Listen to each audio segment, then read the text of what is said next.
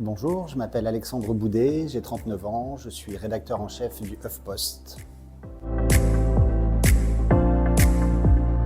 Alors, le premier moment, c'est le moment où on arrive, où les journalistes arrivent tous à la rédaction pour faire le point sur l'actualité du jour, les sujets qu'on va traiter pour le midi, pour le soir et pour le lendemain. Le deuxième moment clé, c'est la fin de matinée, la mi-journée, où les premiers articles des journalistes sont envoyés en relecture pour publication à la mi-journée. Et le dernier moment clé, si je dois en retenir un troisième, c'est vers 17h30, 18h, où on fait le point sur l'avancée des sujets du jour, pour savoir s'il n'y a pas eu de problème particulier dans le programme qui était prévu et commencer à réfléchir à la journée du lendemain.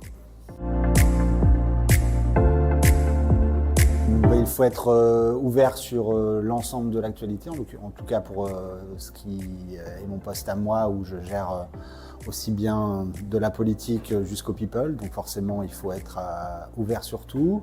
Le deuxième point, c'est d'être à l'écoute de ses équipes, de ses rédacteurs, des chefs de service. Et le troisième, c'est peut-être d'être bienveillant pour être capable de faire passer ses messages, de faire des relectures, des retours qui permettent à tout le monde de progresser et aussi d'être le plus intéressant possible pour nos lecteurs.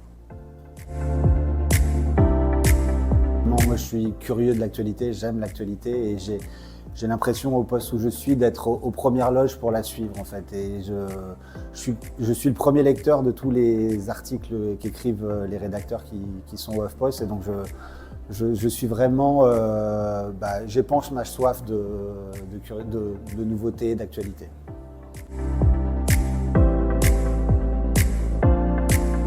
Alors avant d'être rédacteur en chef, déjà il faut être un bon, alors pas forcément un bon rédacteur, mais en tout cas être ouvert sur comment faire un bon article. C'est-à-dire être capable d'accepter la critique quand on est rédacteur, être capable quand on est rédacteur en chef de savoir aussi que le rédacteur il connaît parfois mieux le sujet que soi, donc être ouvert. Donc ouverture, bienveillance comme je disais tout à l'heure, ça me paraît important et on va dire générosité en temps passé, en écoute de ses rédacteurs et en écoute du monde qui se passe autour.